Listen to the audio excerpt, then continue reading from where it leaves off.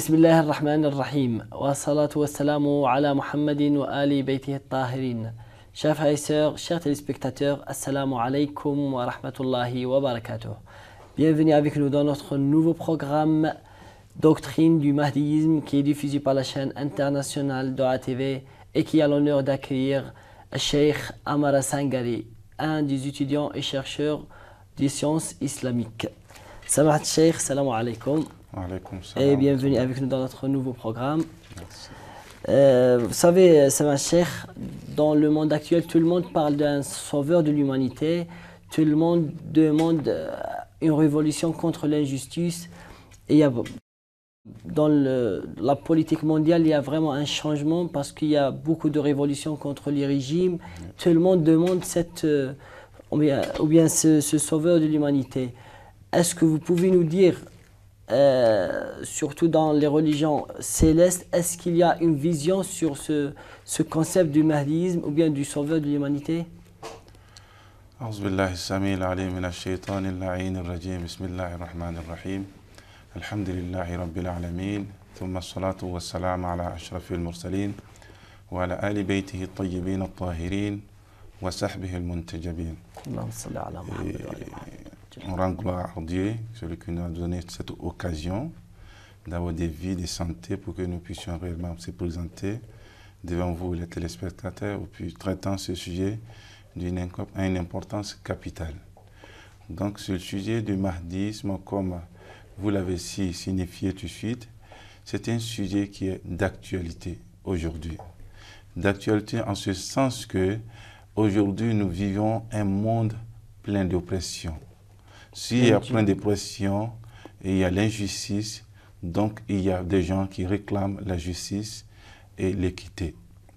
Si on réclame la justice et l'équité, qui doit établir cette justice que moi, en tant qu'un pauvre, a besoin, en tant que l'autre qui est sous l'oppression d'un gouvernement quelconque, d'un tyran quelconque, demande à être de jouir réellement de cette justice, qu'elle soit justice divine ou humaine. Donc le monde aujourd'hui a besoin d'un changement. Donc si on a besoin d'un changement, on a besoin d'un sauveur, on a besoin de celui qui doit venir établir la justice, on a besoin aussi d'un libérateur, celui qui doit venir nous libérer. Et qui soit différent des anciens. Oui, tout à fait. Donc c'est pour cette raison, cette conception, ce concept de la liberté, ce sens d'avoir besoin immédiat d'un sauveur, donc il est important que nous puissions traiter ce sujet. Puisqu'il s'agit, ce sujet concerne les êtres humains, que ce soit les gens qui font l'injustice sur les faibles et les faibles qui ont aussi besoin de la justice. C'est un concept, c'est-à-dire que tout le monde réclame le salut. Vous voyez? On réclame le salut. Lorsqu'on regarde le monde d'aujourd'hui, c'est la majorité qui est en train vraiment de subir l'injustice, pas la minorité. Et c'était toujours ainsi.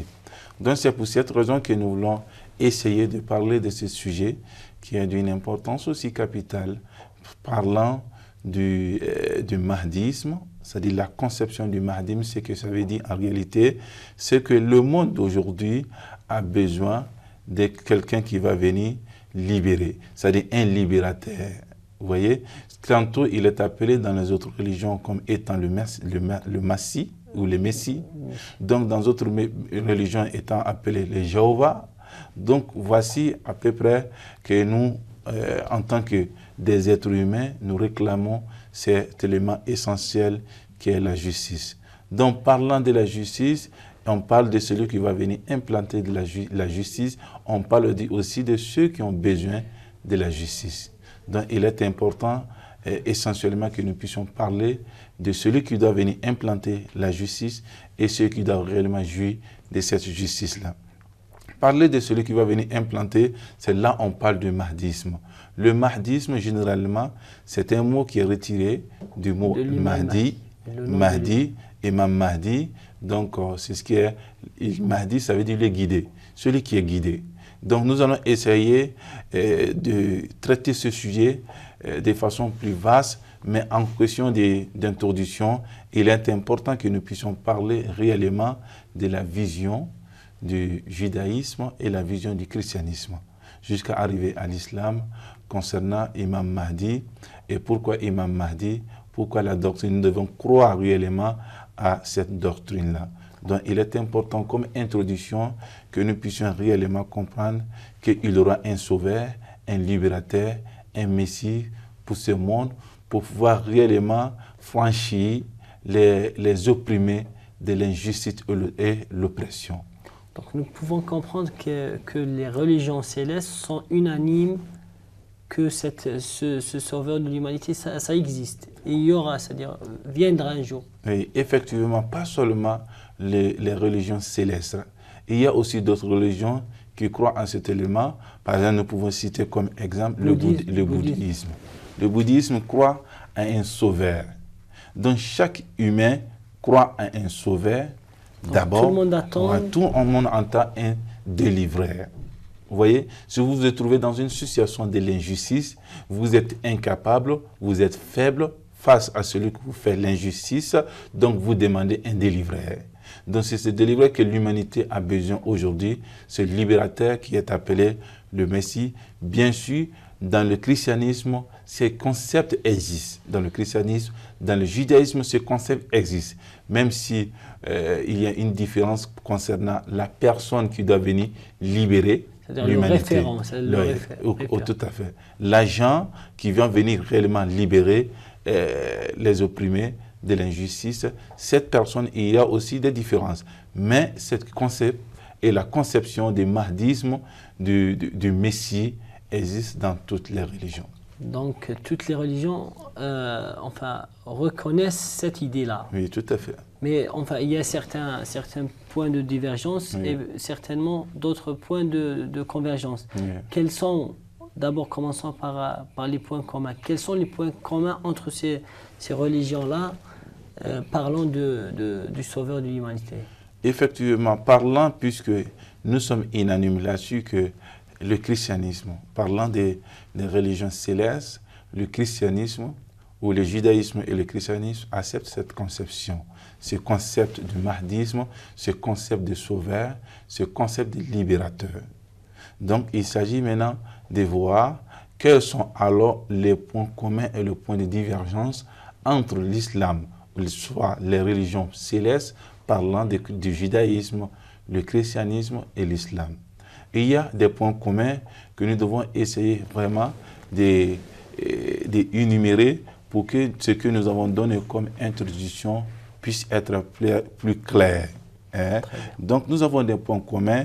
Il s'agit là, nous sommes tous unanimes, que ce soit musulmans, chrétiens, juifs, nous avons besoin, aujourd'hui le monde a besoin d'un réformateur.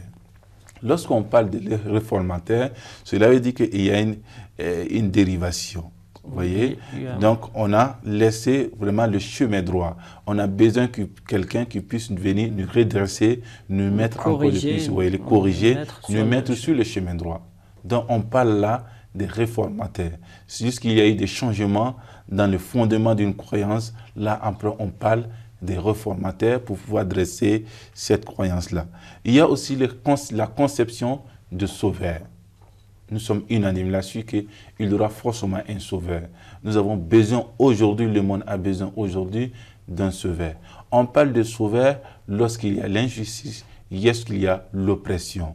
L'incapable, le faible est là, il veut que quelqu'un vienne le sauver de l'injustice des tyrans. Donc, on parle de sauveur. Nous avons ces points communs, les réformateurs, le sauveur.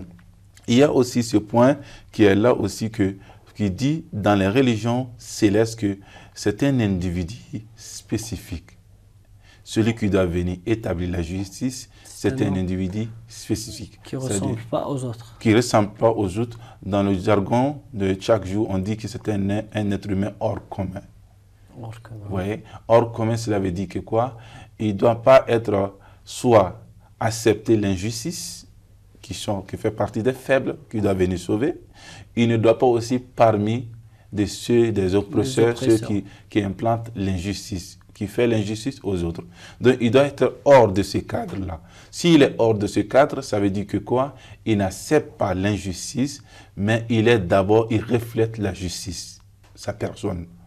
Donc s'il est hors commun, il n'est pas parmi les opprimés, il n'est pas parmi les oppresseurs. Donc il est hors de ce cadre. C'est pour cette raison que les religions célestes disent qu'il doit être un être humain vraiment spécifique. Vous voyez, il y a ce point. Il y a aussi ce point qui dit que il doit venir d'un prophète. Vous voyez? C'est l'un des descendants d'un prophète. Vous voyez? Parlant du judaïsme, le judaïsme croit que le sauveur, le libérateur doit venir du descendant de David.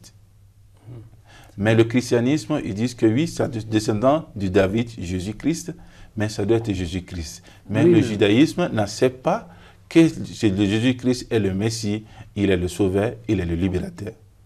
Et effectivement, dans la religion musulmane, on parle aussi que le Mahdi doit venir du descendant du prophète Mohammed sallallahu alayhi wa sallam.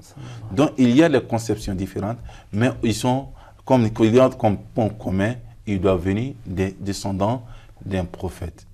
Pardonnez-moi, c'est un cheikh, il y a un point commun, je crois, que moi-même je pouvais retirer de ce que vous avez dit. Est-ce qu'on peut dire que le christianisme c'est plus proche que le judaïsme à l'islam, parce que lui, c'est-à-dire le christianisme, il contient le Jésus-Christ, alors que nous, les musulmans, nous disons au Mahdi, nous parlons du Mahdi et accompagné par le Jésus-Christ. C'est-à-dire, on a dit ça. Tout à fait, oui. Il est écrit dans les manuscrits, les traditions, même des traditions du prophète Mohammed qui a été récité, aussi les traditions des imams. Vous voyez? Donc nous allons arriver à ce point. Mais ce qui est plus intéressant ici à comprendre, que tout le monde, chaque religion est unanime que ce sauveur doit venir d'un prophète, doit être parmi les descendants d'un prophète. Donc il y a ce point-là. Donc avant qu'il soit parmi nous, il faut que le monde soit rempli de dépravation, de l'injustice, de l'oppression. Vous voyez? Puisqu'un réformateur, il vient pour dresser. Quand on parle de dressement, c'est que les choses ne vont pas bien. Ils sont déviés du bon chemin. Il y a une déviation en tant que telle. Donc s'il y a une déviation, il y a aussi la dépravation. Ce qui est positif devient négatif. Ce qui est négatif devient positif. C'est-à-dire ce qui n'est pas accepté par la religion, et soit devient parmi des choses acceptées par l'humanité, ce qui a été refusé par la religion devient accepté alors par les êtres humains. Donc on a besoin en réalité d'un sauveur. Il y a aussi ce Mahdi lorsqu'il vient, ce sauveur, ce libérateur lorsqu'il vient, il vient réellement pour combattre le gouvernement tyran. Ce qui implante vraiment l'injustice et ne fait pas profiter leur population de la justice, de tout ce qu'ils ont comme responsabilité. Donc c'est pour cette raison, le messianisme, c'est ce que nous pouvons appeler de façon générale, le messianisme, c'est une conception qui est acceptée par toutes les religions, même souvent par les religions non célestes. Mais nous n'allons pas parler de ces religions. Ce qui nous intéresse ici seulement, c'est la conception du messianisme qui est acceptée par la religion judaïsme, le christianisme et l'islam. Mais seulement, nous revenons là-dessus que la personne des sauveurs, la personne du libérateur, il y a forcément des divergences sur ce point, que nous allons arriver à ce point, Inch'Allah, parlant de cette personne. Inch'Allah, merci beaucoup. Donc, Sama Cheikh, prenons une petite pause et après, Inch'Allah, nous continuons la discussion sur l'imam Mahdi. Salam alayhi. Chers frères et sœurs, attendez-nous juste après cette petite pause. À tout de suite.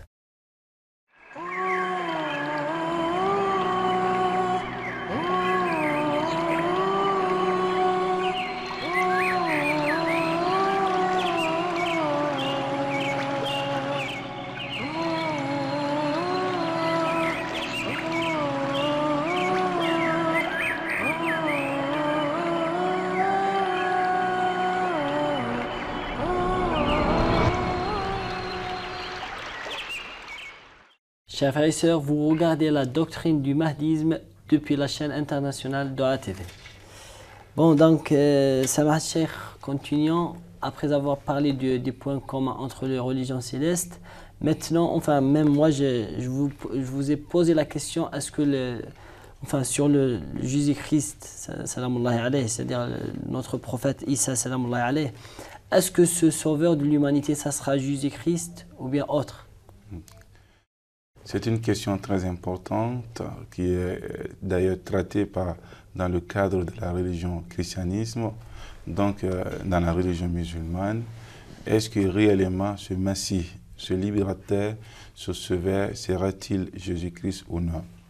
Mais avant de répondre à cette question, il faut comprendre que la notion de Messie, la notion de messianisme a été traitée par les Juifs. Les Juifs ont essayé de traiter cette question et dans le Talmud, dans les livres saints des Juifs, il est indiqué là-dedans le sauveur et le libérateur.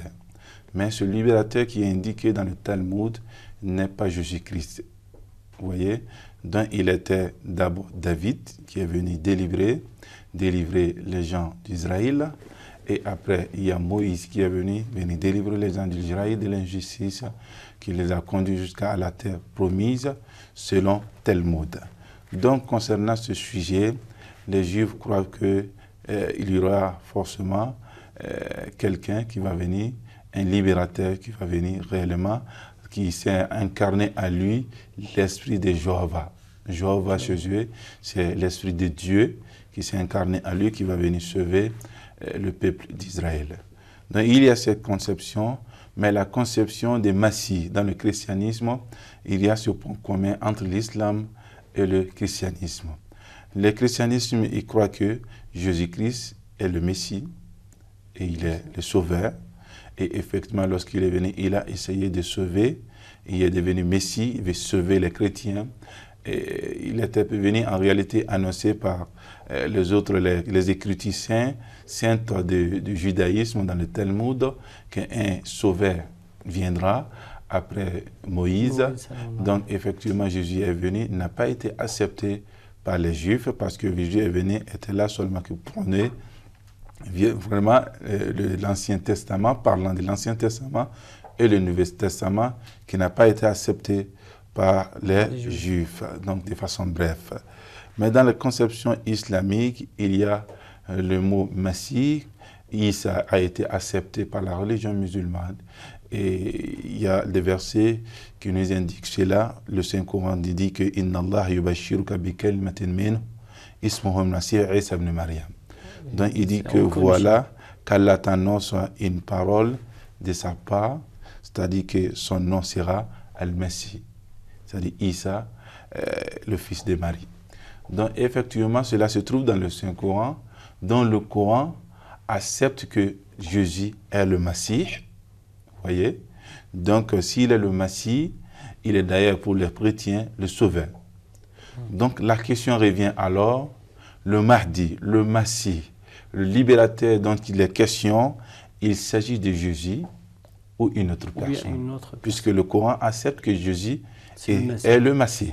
Le mot Messie, c'est certainement, enfin, il a une signification bien, en relation avec le sauvetage, c'est-à-dire... tout à fait.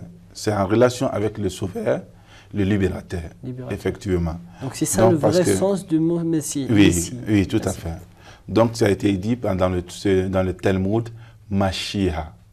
Mashiach dans le langue hébreu, ça veut dire Messie. Vous voyez?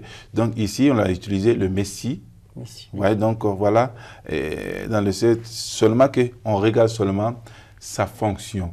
Quelle est sa fonction? C'est pour ça qu'on a regardé sa fonction pour lui donner le libérateur. On a regardé sa fonction pour lui donner le sauveur. En réalité, Messie, c'est celui qui touche. Vous voyez? Donc celui qui touche, en arabe, il touche une chose et a béni la chose. Et c'est pour cela qu'il a été donné, le nom lui a été donné Messie.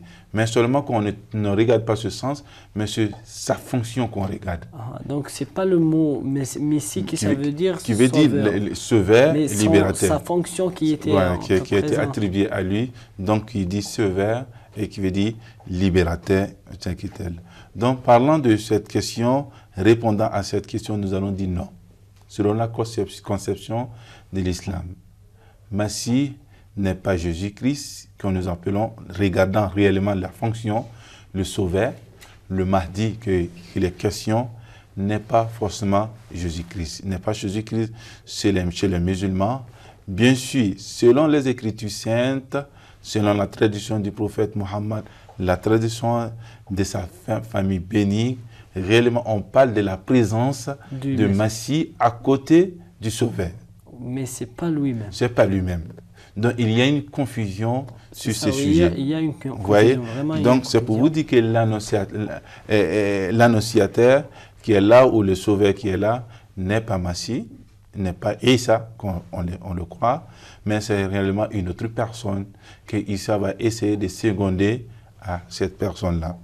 Mais il faut comprendre que dans le christianisme, il y a le mot annonciateur qui a été, ou le consolateur, qui a été prédit par le Messie lui-même, par le Christ lui-même, par Jésus-Christ lui-même. Vous voyez? Donc cela a été prédit par lui, et il a dit comme si dans un de ces versets, et vous allez trouver ce verset dans le chapitre Jean, vous allez trouver chapitre 14, verset 16-17. Là, il dit que « Et moi, j'ai prié le Père, et il vous donnera un autre consolateur. » C'est-à-dire un autre consolateur en dehors de moi, afin qu'il demeure éternellement avec vous. Vous voyez? Il dit l'esprit de vérité que le monde ne peut percevoir parce qu'il ne le voit point et ne le connaît point, mais vous les reconnaîtrez. En tant que des fidèles, vous connaîtrez car il demeure avec vous, il sera en vous. Dans cette conception, il a essayé de présenter pour dire que l'annonciateur qui va venir n'est pas moi.